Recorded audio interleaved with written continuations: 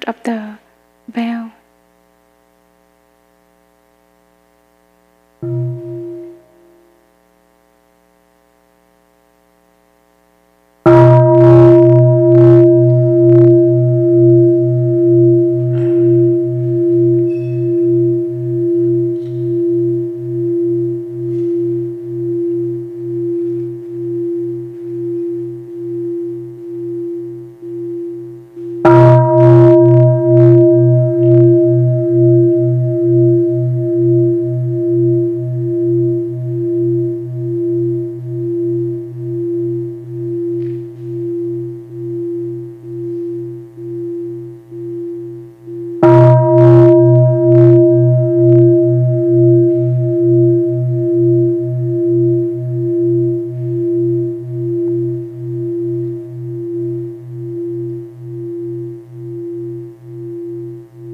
Come back to our body in the here and now.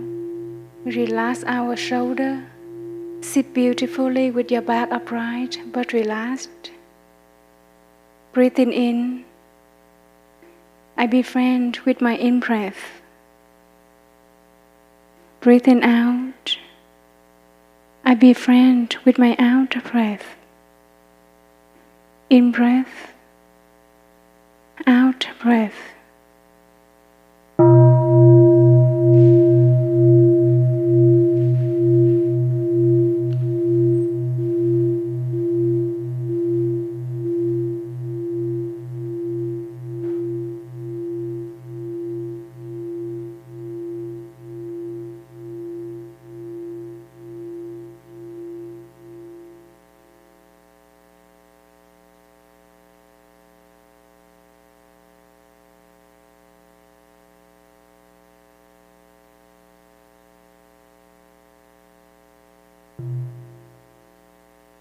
Aware of my whole body, I breathe in,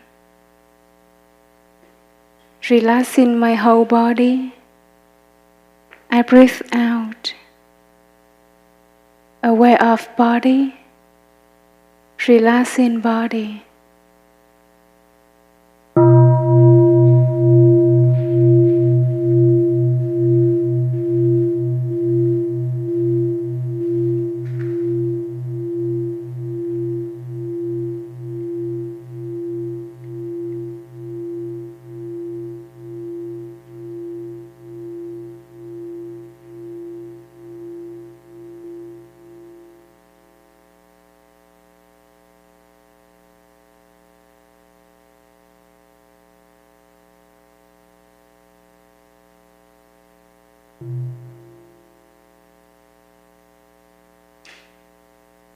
Calming my body, I breathe in,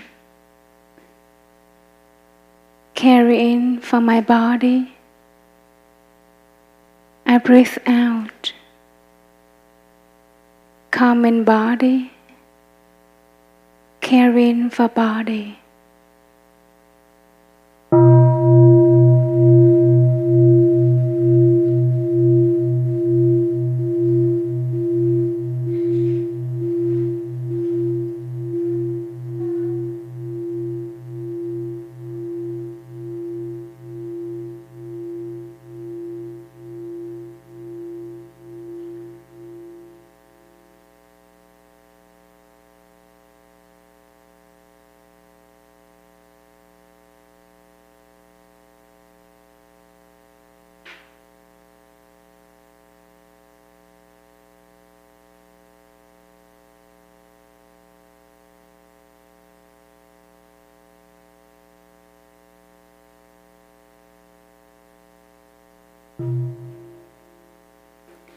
Smiling to my body, I breathe in,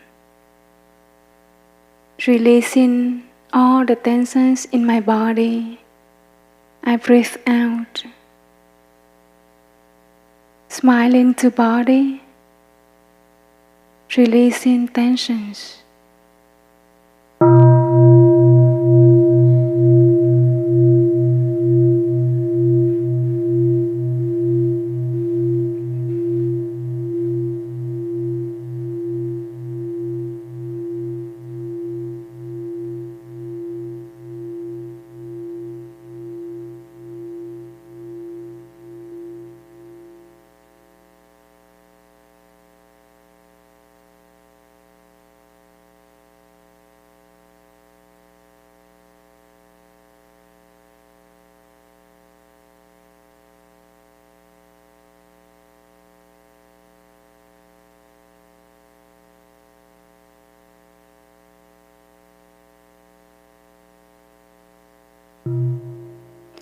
Feeling joy to be alive, I breathe in.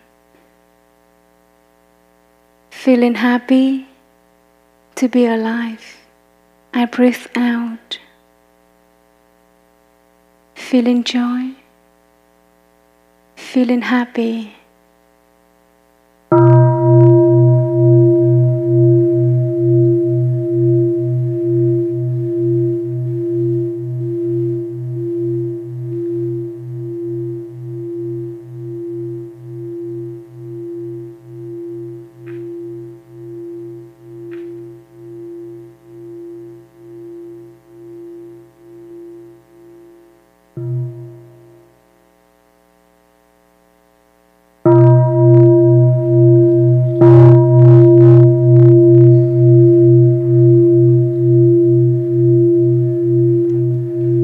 So dear Sangha, thank you for your practicing, very calm and peace. So with the next sound of the small bell, so please all stand up, bowed to the Dharma teacher this morning who will offer the Dharma talk this morning.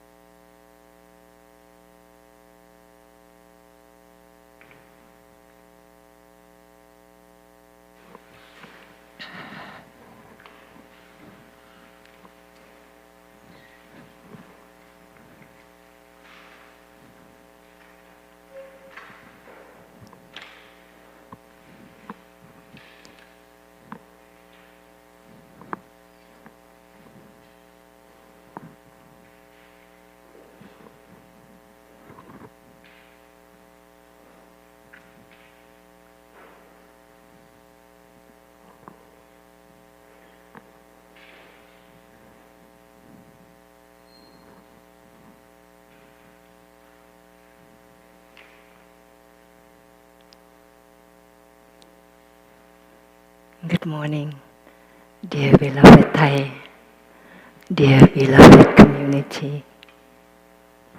Let us sit up beautifully, stably, coming back to our breath or continuing to follow our breathing. Smile, smile to our precious bodies. Smile to the friends, the community surrounding us. Smile to this wonderful moment that we are here and we have each other.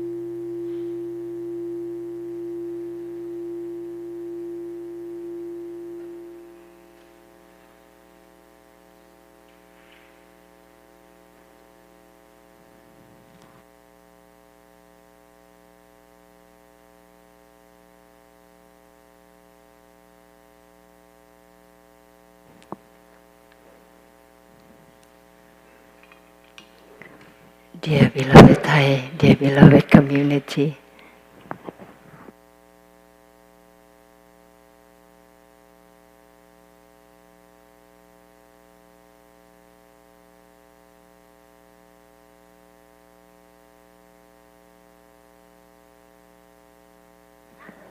is that better? Yeah.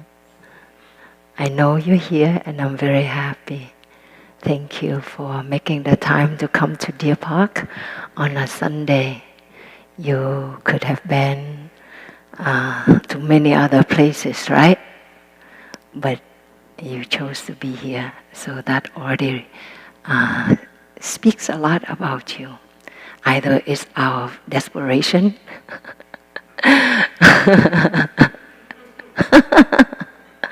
or out of a deep commitment, known or unknowns to you, right?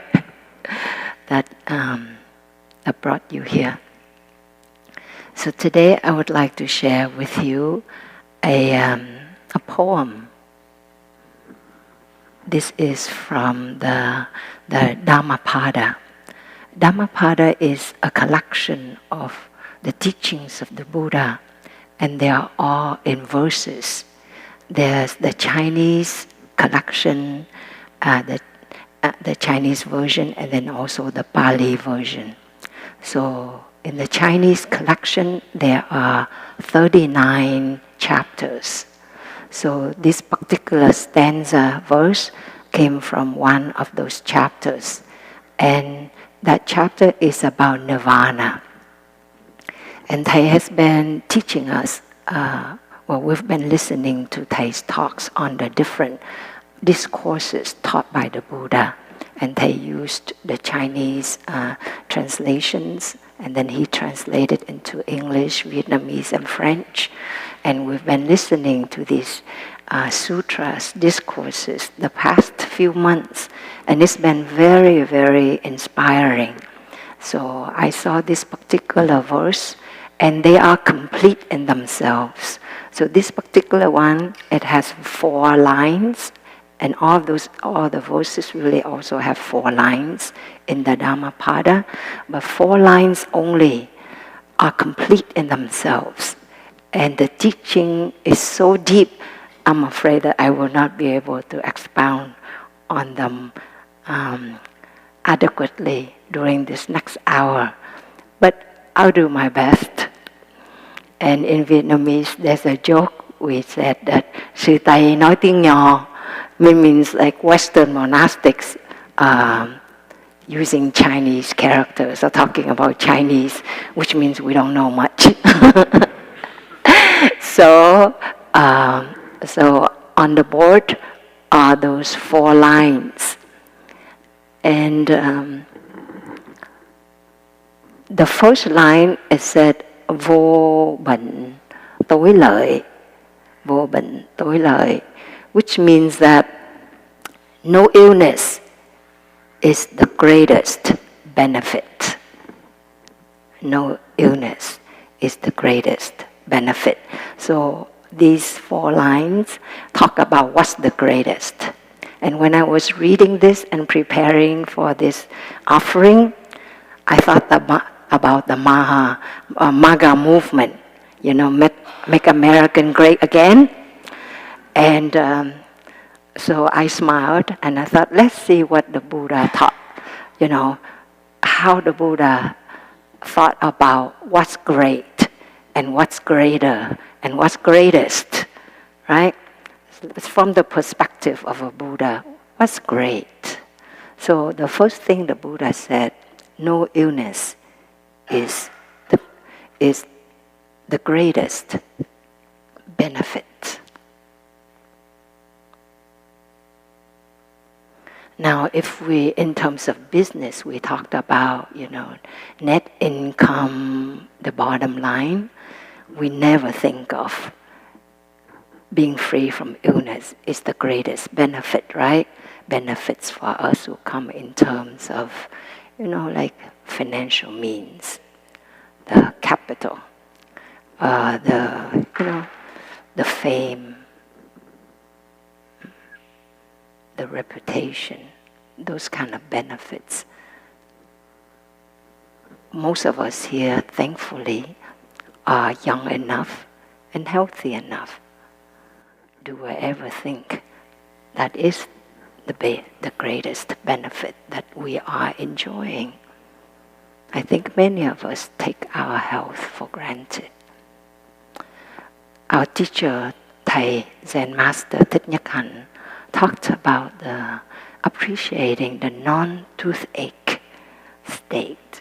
Okay, when you don't have a toothache, I guarantee right now in our community right now, most of us, if not all of us, are not suffering from a toothache, right?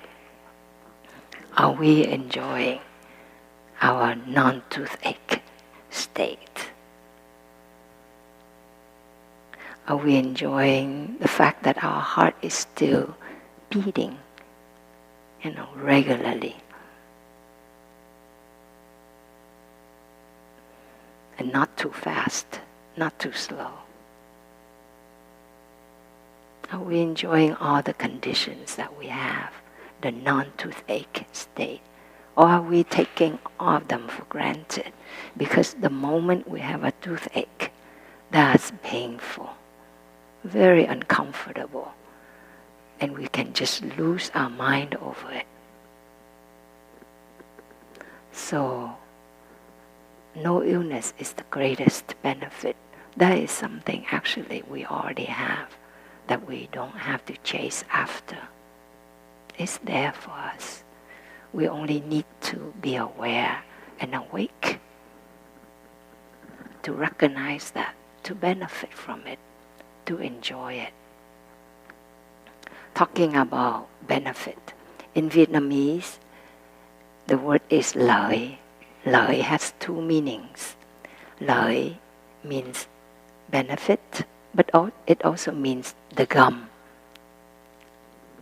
So one day, a few years ago, a woman in her late 60s or early 70s, she came to me. She said, "Sister D, I'm falling in love. And I wonder if I should pursue this relationship, if it's beneficial." And immediately it came to my mind, this proverb, this saying in Vietnamese. It goes like this: lợi thì có lợi, nhưng răng không còn. So there's benefit, or there's gum, two meanings. But there's no more teeth. So you got the gum, but you have no teeth. You have to wear denture, right? So I said to her, as kindly as I could, "My dear, if you are already in your 60s or 70s and you have not found the best friend, the soulmate in you, then when will you be able to do that?"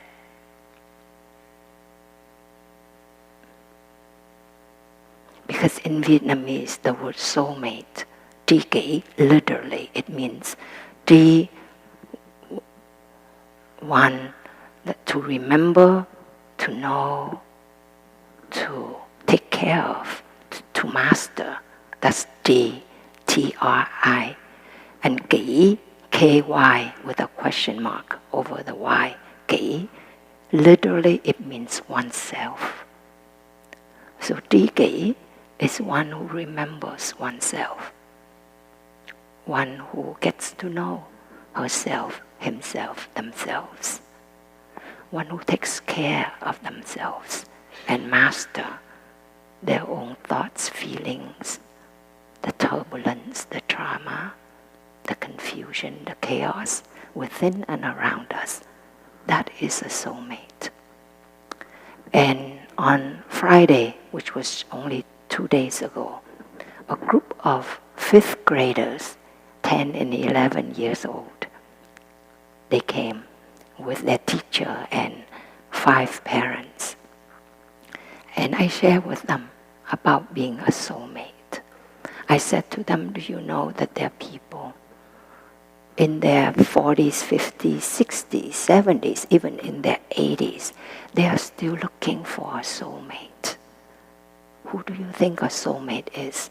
And of course, they said what most people would say: somebody you're close to, somebody who's always there for you, who loves you unconditionally. Only 10, 11 years old, they got this down, right?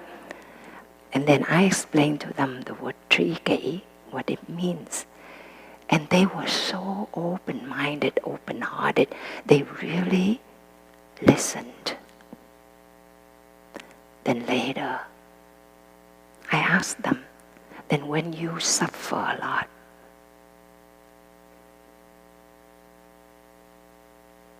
and knowing that even though pain one cannot avoid, is inevitable, but if you know how to practice, then suffering is actually optional. Then which ways can you do to help make suffering optional? And one child said, I'll sit with my soulmate. They were only here for like 3-4 hours. I'll sit with my soulmate. Another one said, I go get help. And another one said, I won't hurt myself. And I became so teary. For them, these children, to be able to just be aware of that. Just for that moment, I can sit with my soulmate. I get help. I won't hurt myself.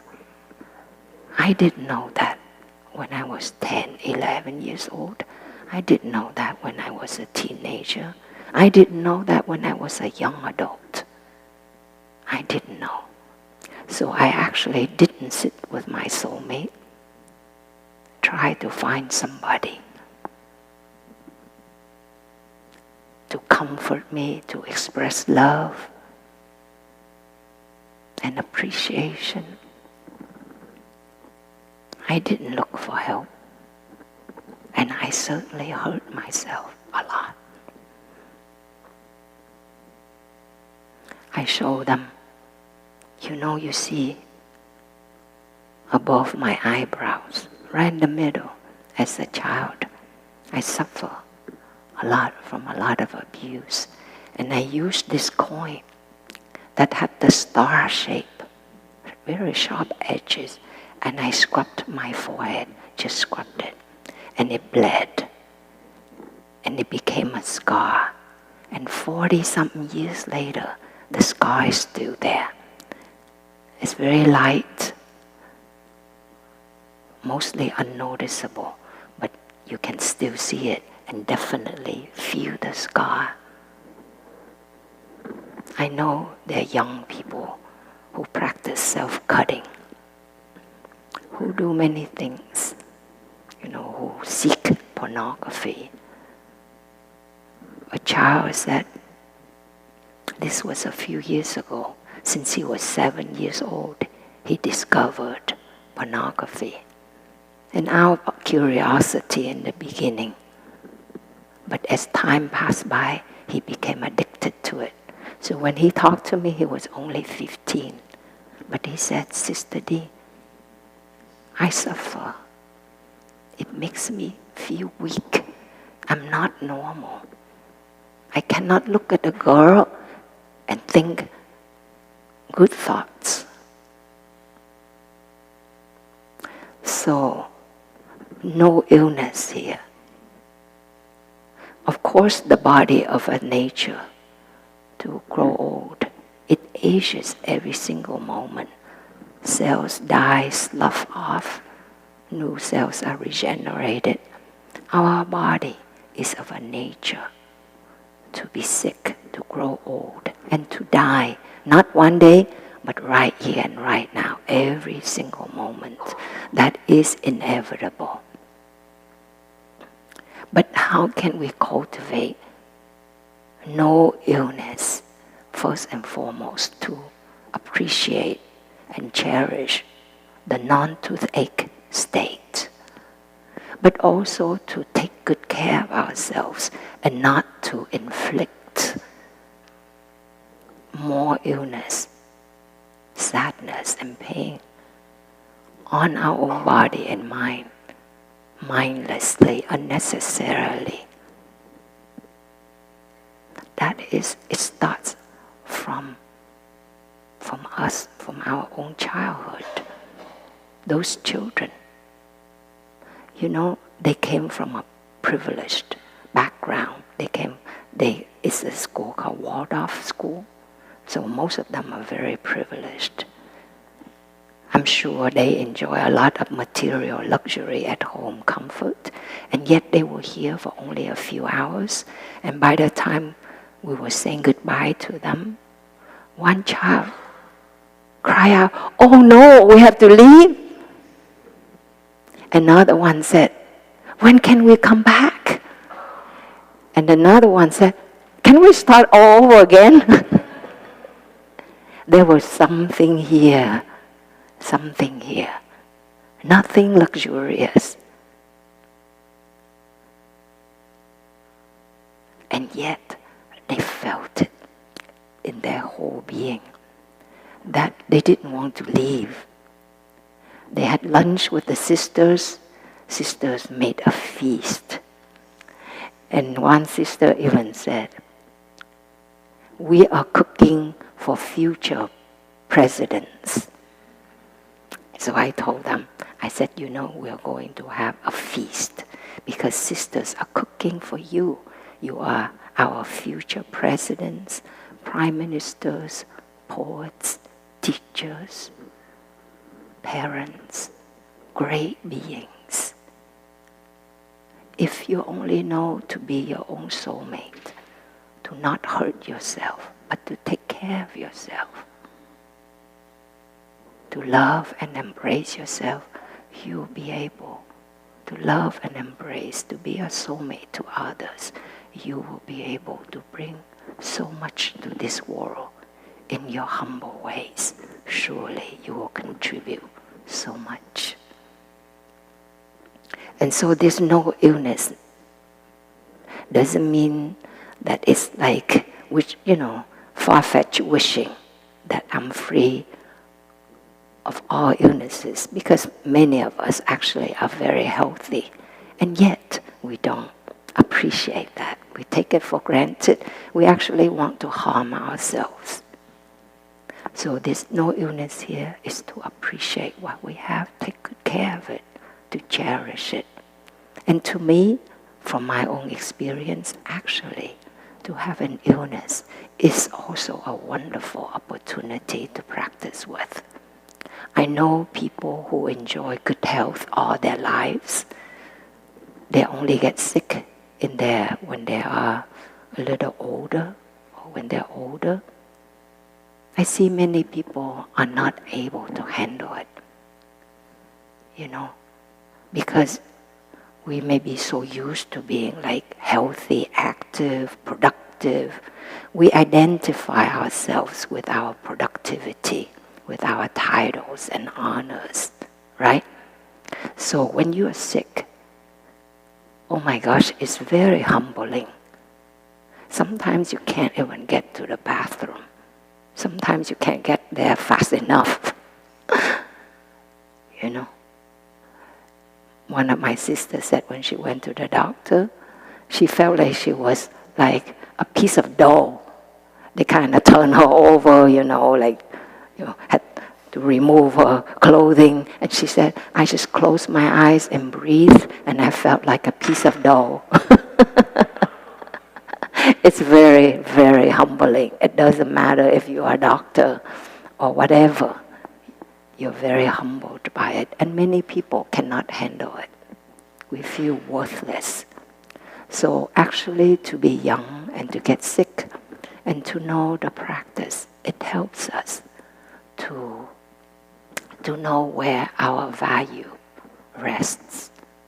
And to me, It's in being able to be a soulmate to my own body, to honor its limitations, to know to take a break frequently, to not try to do too many things at once, to know what's important and to simplify and let go of the things that aren't so important. And to be at peace with myself. To be aware that today, this moment, I can be sitting here. But earlier, I had severe diarrhea. And after this, I may just sleep soundly for 2-3 hours out of exhaustion. It's very humbling. And yet, it gives me that deep appreciation for my body, for its resilience, for its capacity to still heal and transform. And so, then whatever we can do, we can offer, is not to show off anymore. It's not to gain some kind of material values or recognitions or titles, but it's actually out of this deep, deep gratitude and joy that this body is still doing its best. And it's also an offering, because I know when I'm down, others, my sisters, my brothers, our lay friends, they continue to make the monastery, to continue everything that's going on, to make the world go round, whether I'm up or down. So it's out of that humble place and not so much to seek something shiny and fleeting.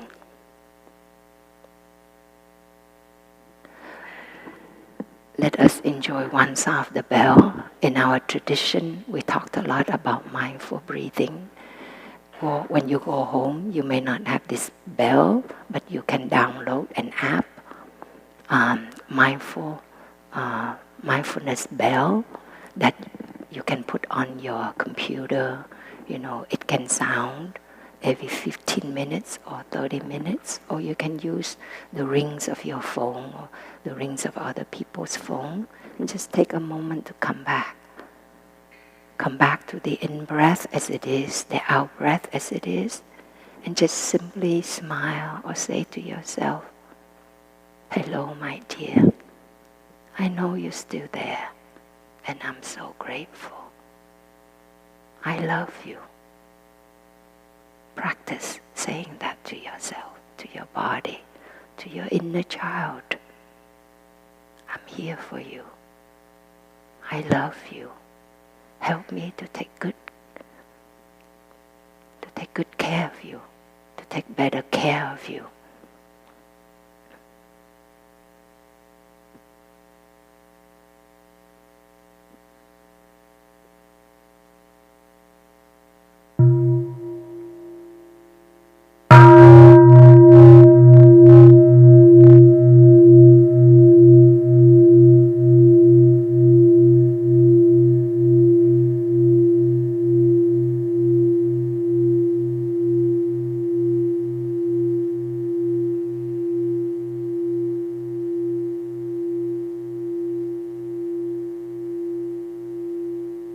Breathe, smile, and relax your whole body. Relax your thoughts and feelings. If you can do this throughout the day with the sounds of the telephone, it's deeper, much deeper than sitting meditation, than doing meditation for 40 minutes or for 2 hours. You just do this throughout the day. One breath at a time, a few breaths at a time. But that's very deep stopping. That's deep coming back to our body, to ourselves.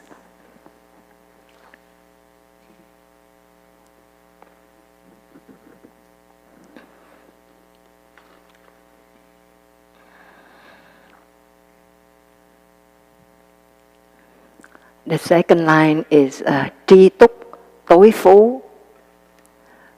Tri means to remember, to know, to take care of, to master. Túc means enough. Yeah. It's a very wonderful character. Túc has two meanings. One means the foot.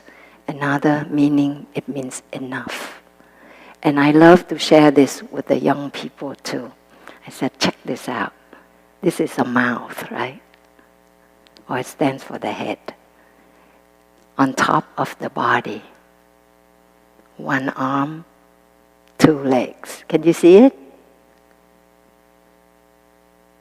Now, do you still have a head? Yeah? Your mind is still working? Good enough, right? You still got a body? Beautiful body, gorgeous bodies. Doesn't matter how tall or short, how big or small. Doesn't matter what color, what gender, what orientation. It's beautiful, it's gorgeous, as it is. Do you have one arm? You got two. And you still got two legs. Does that make you enough? A little louder, more convincing. Is that enough? Are you enough? Do you have enough? Do you need to make yourself great again?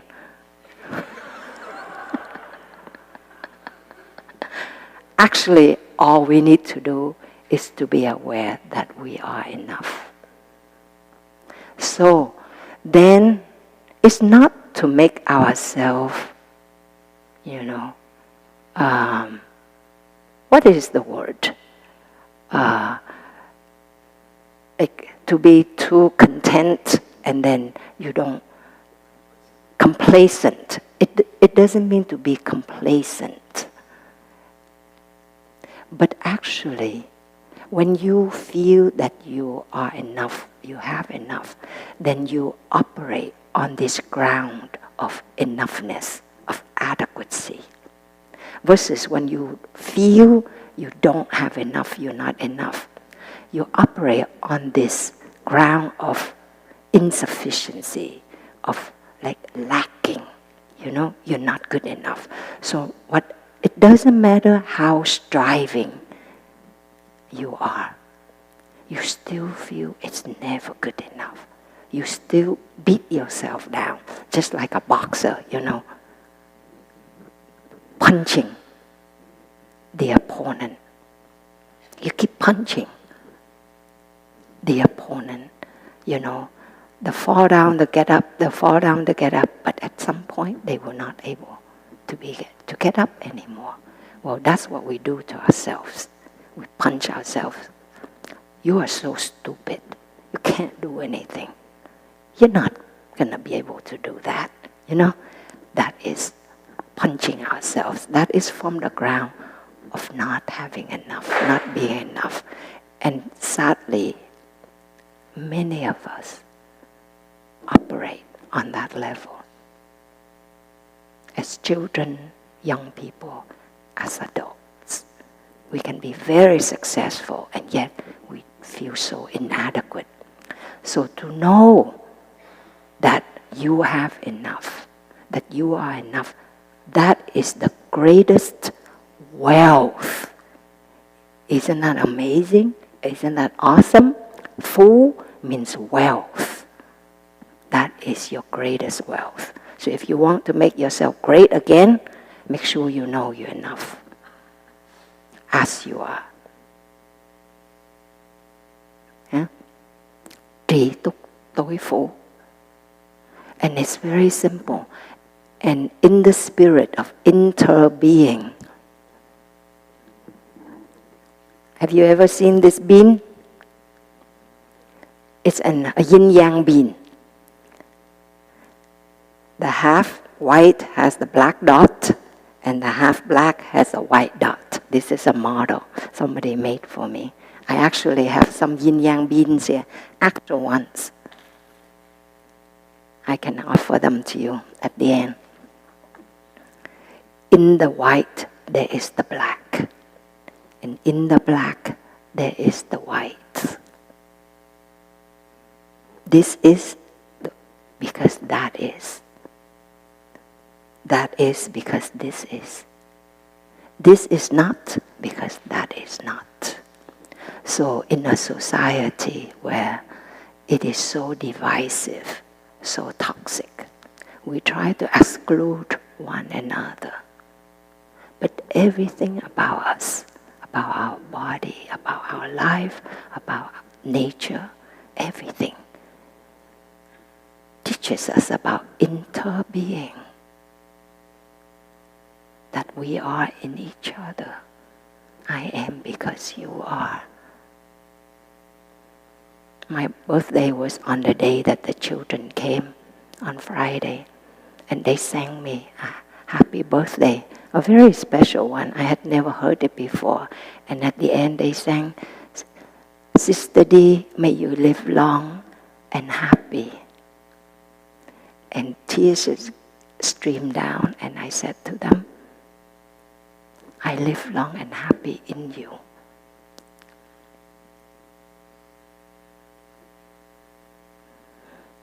When we learn to take good care of ourselves, to know that we are enough, we will avoid many unnecessary thoughts, feelings, activities that only cause us more pain and insecurity and sadness.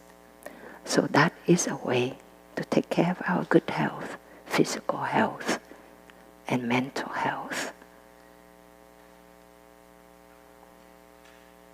The health of our society, the health of Mother Earth. We will not exploit ruthlessly, mindlessly.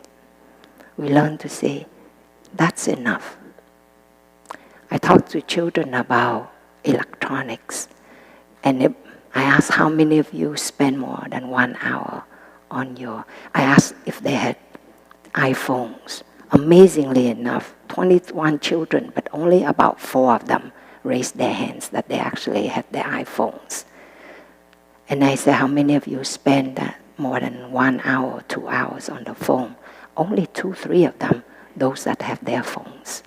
Most of the children said that they don't have their own electronics, and their parents only allow them to use the phone 1 hour in the weekend. Now, these are very smart parents. I hope you are also smart parents. Yeah. I talk about many parents allow electronics be the babysitters for their children. And one actually be the babysitter for my parents. You know? And I talk to them of how, using electronics so much, especially at their age, and actually at any age, it rewires our brain. Whatever you use, it will be strengthened through neuroplasticity. It will be strengthened. Whatever you use frequently, it becomes stronger, more efficient. Whatever that you don't use, then it will atrophy. So I explain to them, it's like when you exercise, if you lift away only one arm, day after day, what happens to the other arm? They say, it becomes weak. I said, what about the 2 legs? About everything.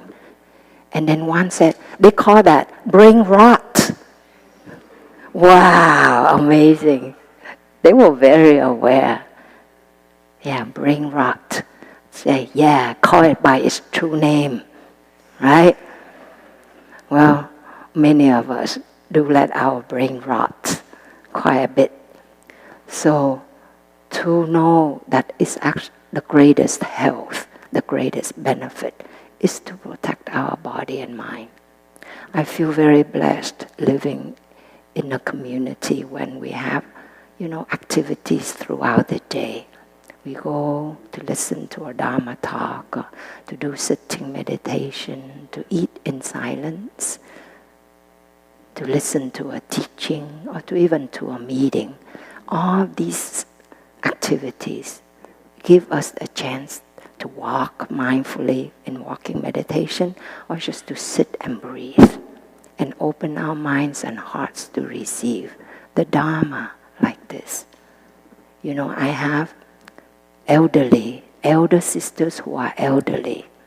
One sister, she's sitting over there. She's 97 years old. She used to go to the scheduled activities, all of them, until in her 80s. Only the last few years that she really cannot go anymore.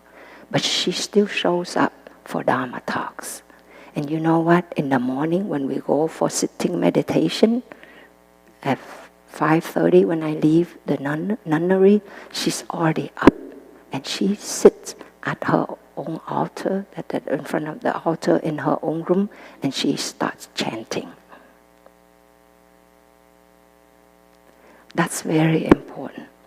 When we're young and healthy and we don't have like a practice, whether it's a spiritual practice to come back to ourselves, you know, or to do yoga, or to sit quietly. If we don't have that, when we're older and our health worsens, you know, and we feel useless because we're not productive anymore, what do we have to take refuge in? We take refuge in the screen. Moment after moment, day after day, we sit, right? And I thought about that. What's the difference between spiritual practitioners back then, you know, like we talk about Zen masters going into the mountain, living by themselves. They also isolated themselves. So how is it different from this modern day and age where so many people, young people and not so young people, isolating themselves? What's the difference? Well, now we just sit in front of the screen. We interact with nobody, and yet we consume so much from the screen. Whereas people who live in the mountains, right? They live with nature. They cultivate their own garden, make their own food. They interact with the animals, right? Their mind becomes more and more spacious with time, not more and more cluttered. You see? So like if you have this awareness, then cultivate a practice. Doesn't matter how you are, how old you are right now. Take refuge in that. Have time when you actually don't have to think of anything, when you can actually just enjoy the non-toothache state and be grateful throughout the day. You know, you're driving and the phone rings, you breathe in and out and smile. Oh, I'm so grateful. I'm still healthy. I can still drive. I can still provide for my family. I'm still young. You can be young even if you are 80, if your mind is young and grateful. You see? So, tituk, to know that you have enough, to know that you're enough, that is the way to cultivate health. And know that is the greatest wealth. Now, let us enjoy one sound of the bell. We go to the third line.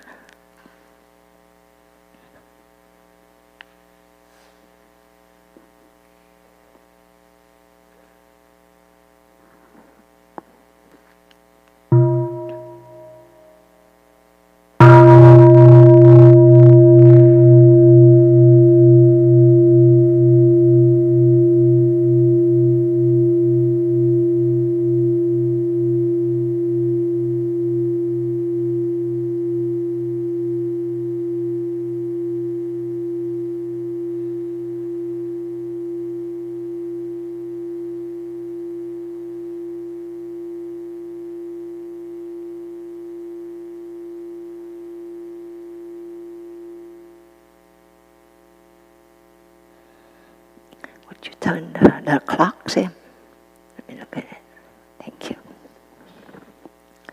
Hậu vi tối hữu means honesty. Honesty is the greatest friend. Honesty is the greatest friend. Long ago, I read this story, and it made a deep impression on me. So the story goes, there's this very special tailor for government officials in the old days when they had kings and all that. So he would ask, besides measuring the person, he would say, what title do you have? What position do you hold? And so one customer asked him, I'm curious, is it not enough that the measurements of the person? Why do you need to know the title of the person? And in the old days, the government officials would wear robes kind of like this, that has the front piece and the back piece. And he said, well, if somebody holds a high position, I make the front piece a little longer. So then when he walks, and he rolls it back like this, then the front piece will get a little shorter, and then that will be even with the back piece. You get a picture? Because they're supposed to be even. So he will make it a little longer. Now, for somebody who holds a more humble, lowly position, he'll make the front piece a little shorter. So when he's in front of his superior, he bends so low that the front piece will get a little lower, and that will be even with the back piece. You got a picture? It's a funny story, so please laugh. But these days, when I read the magazines, when I read the news, and I hear that presidents of all these countries, prime ministers and great government officials, literally bend themselves so low to ingratiate themselves, to have some favor from our beloved president. It made me laugh and feel very sad. So this is not an old story. It's a story. It's reality. Maybe in our relationships, some of us have to bend so low just to have some peace or some comfort, material comfort or emotional comfort. In organizations, in communities, even spiritual communities, some of us still have that mentality. We still have to flatter some and put down others. We call that double tongue. And that's a precept for us to practice, not to practice double tongue, to elevate some and put down others for our own benefit. Yeah? So in families, communities, in a nation, amongst nations, honesty is the greatest friend. And I share with young people, you may lie to people, but make sure you are honest to them, to yourselves. Make sure you don't lie to yourselves. Because denial, is an acronym for don't even know I am lying. We can be in denial a lot of time. When we have an illness, we're in denial, or we become obsessed with it, overwhelmed and obsessed with it. Don't even know I'm lying, or we are not able to be honest and straightforward with each other. And that rots. It's something in us rotting away, the dignity in us. the integrity in us. It rots away little by little, and we know when it happens. And it doesn't matter what kind of favors we enjoy. Deep inside, we lose that self-respect. So, going back to what's great and greater and greatest, these are not material things. These are things that we cultivate from within. These are the things that we cherish and take good care of, moment to moment, day to day, that we already have in us. Hậu vi tối hữu, honesty is the greatest friend. How wonderful it is when we can be honest to ourselves. That's what we do in sitting meditation. We listen to our breath, and our breathing is so honest. When you're sad, you have a different breathing pattern, right? When you're angry, you breathe differently. Children like to do that, you know. When you're anxious, when you're insecure, when you're angry, like your breath, your breathing pattern tells you. When you're sick, when you're dying, you have a different breathing pattern. So there's a good friend, there's an honest friend, there's a soulmate right there. For us, our breath, and our body too.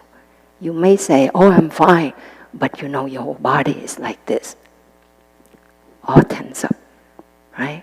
You're breathing from a nostril level, from your mouth level, from the throat level, from your chest instead of from your abdomen. So everything about our body actually tells us honestly where we are at, what's going on in us. Even your steps. When you're peaceful, you walk differently, and when you're angry, your footsteps become very loud, very harsh, right? Very hurried. Everything about us, there's honesty, and yet we are not honest with ourselves a lot of time. And how can we be honest with each other?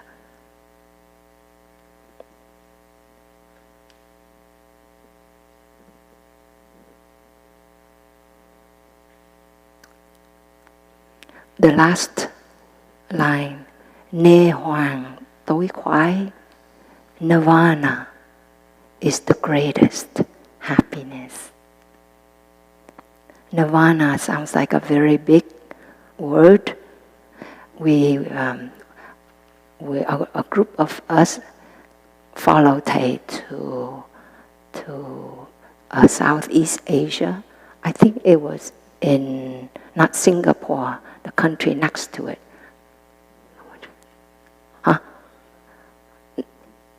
Indonesia. Yeah.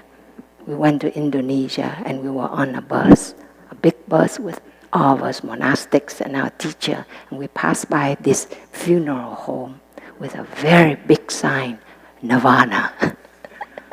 And Thầy pointed to us, smiling. Nirvana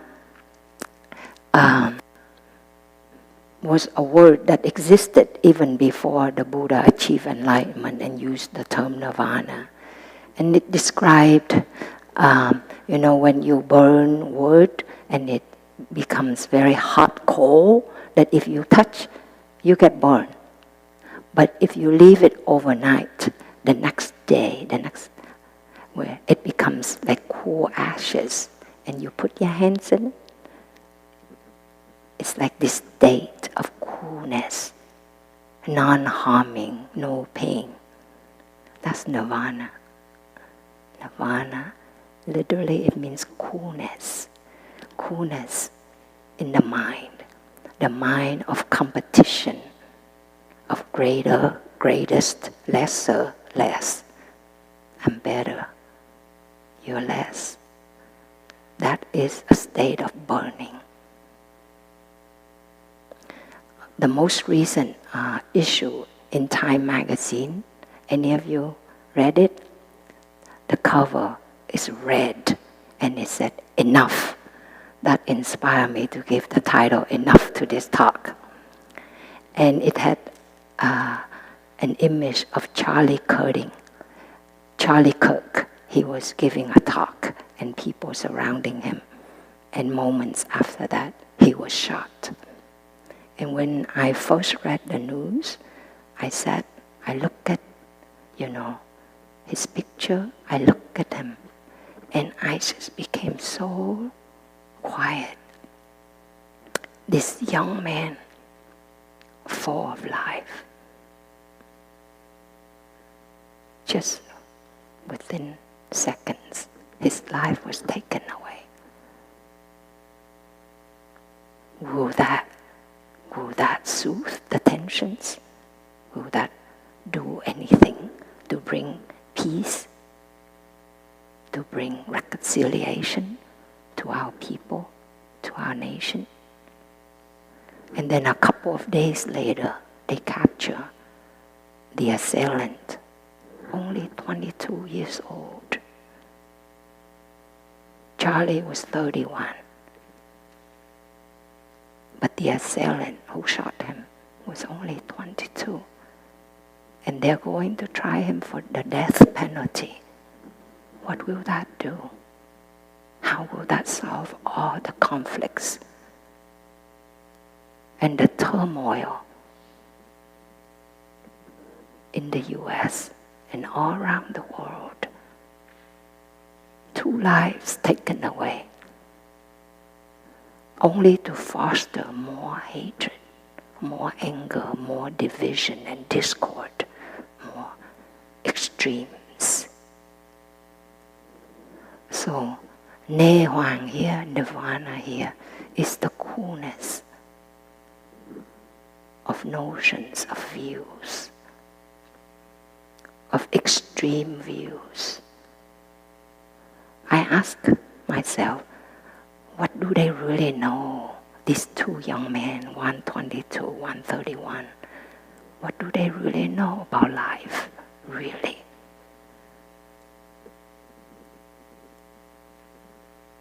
That they would put themselves in situations when they trigger such violence, such animosity. How much do they really know about life, really? Or are they just ideas that these young people entertain, really? So in our daily life, the practice for me is to know when it's enough. 1 movie, okay, that's enough. 2 movies, okay, that's really enough. Let's get out of the room, go for a walk, do something else. 1 hour on your phone, okay, that's enough. We learn to know when it's enough. With the things that we do, the physical things we do, the time that we spend. And then we also learn with more subtle things like our thoughts. Okay, that's enough of thinking.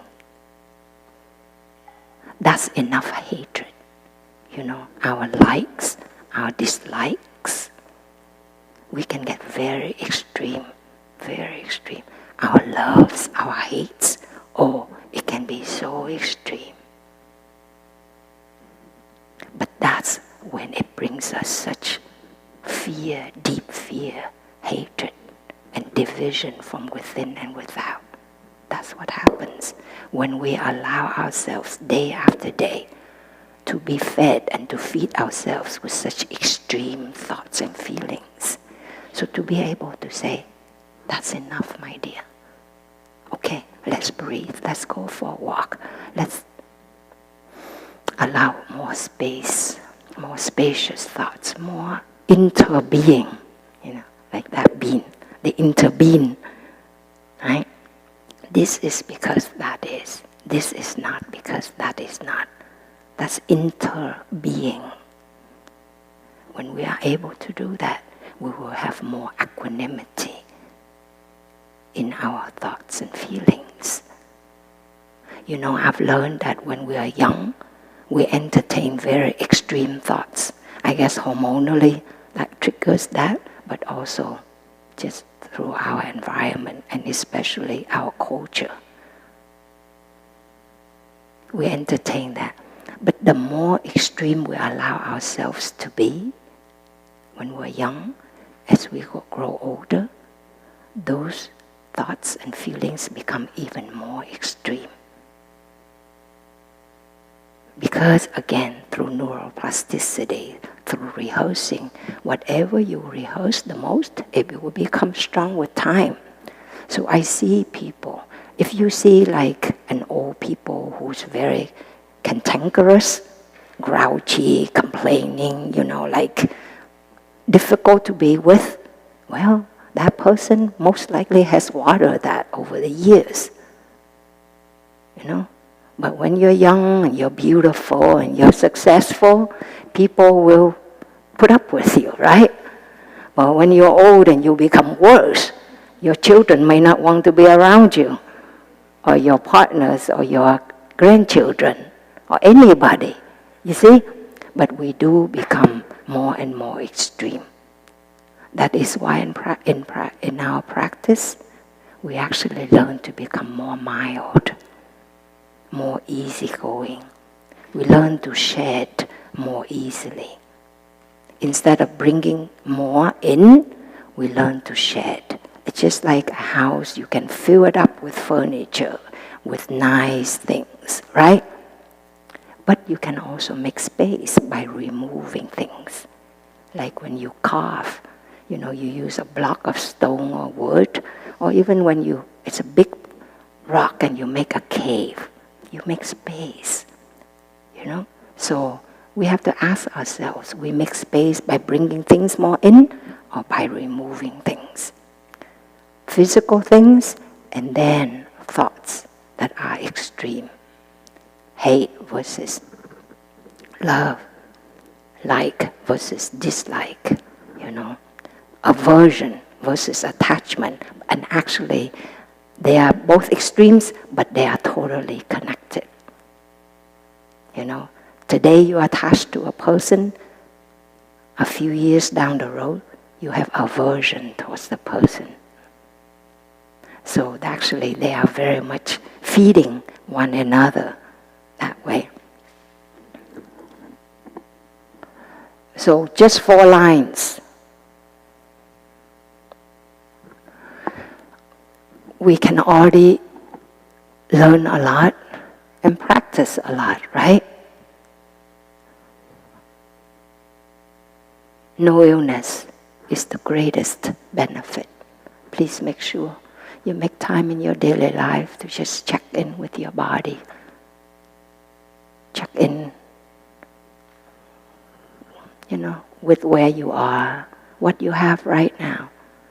A loved one is still around. The relationship may not be very agreeable, but you can do better. You can invest. Instead of us going, to extreme thoughts, I want that person to disappear, to be gone away from my life, that happens. On a small scale and then on a bigger scale, right? We know every thought that we give rise, and if it's full of hatred, violence, extreme, it's going to affect our health first and foremost. Because that moment, you literally your body secrete adrenaline, and your heart races, your respiration increases, all this tension in your body. So that's chronic stress, and chronic stress leads to illness. Or if we use food or entertainment, then all of that leads to illness, because it's chronic stress that will weaken the body, that makes the body vulnerable to physical and mental illness. So we can protect ourselves with the practice also of knowing that we have enough, that we have more than enough, that we are enough where we are as parents, as partners, as human beings, that we are enough, and that we can, from that place, we can cultivate further, knowing that you are enough, that you have enough is the greatest wealth. Then all of us are very wealthy already, right? Hậu vi tối hữu, honesty. Cultivate that more and more in our daily life. When we sit quietly, when we stand, at a bus station, waiting for somebody, practice non-waiting. Just come back and check in with your body, your mind. That's honesty. You know really what's going on. And you acknowledge, I feel a little stressed right now. Just breathe, my dear, it's okay. That's self-regulating, If you come back to your breath for a little while, your mind calms down, your breathing calms down. That's most effective. Not anti-anxiety medications or anti-depression medications, but actually being honest to yourself, to your body, to your thoughts, to your feelings will help you to be with what is and not have to run away from it, and to take care of it as a soulmate to yourself. Okay? And last one, nirvana, to remember the coolness of our mind. It is the greatest happiness. And we can also cultivate that by just letting everything, just let it go, let it be for a moment, just come back and breathe. It's okay, I'm here, I'm still here. The world is full of turbulence, and yet the world is still full of wonders, right? Still full of beauty. There are still so many good people, including us. Deep inside, we have many good qualities. We need to cultivate them further so we don't become robots. Robots now, we call them humanoid robots because they look and act and speak more and more like humans. And humans, we are becoming robotic. We become less and less humans and more like robots. But I share with young people, I ask how many percent robot are you? And one actually said 80%. And many of them said 50% or 30% or 10%. And I said to them, even if you only have 1% human left in you, you will still suffer. Why? Because that's just a condition of being a human. We still have the need to love, to be loved, to be connected to other human beings, to be connected to nature, to what's good. We still have the need to be free, to be liberated, and not just being born, grow old, and die, and suffer in between. No, we want to be free. And not one day, but we actually can be free, breath by breath, step by step. So, to me, the most assuring way to maintain, to cultivate these practices of knowing that we are enough, of being an honest friend to ourselves and to each other, of taking care of ourselves as soulmates, that is nirvana. That is coolness. That is the greatest thing that we can do for ourselves, to remain as human as we can, as spiritual as we can. and not allowing ourselves to become robots, and not allowing our children and the young generations to be intimidated, overwhelmed, and swept away by AI power. Thank you, my dear ones, for choosing to be here. Let us enjoy breathing together as a spiritual family, a spiritual community.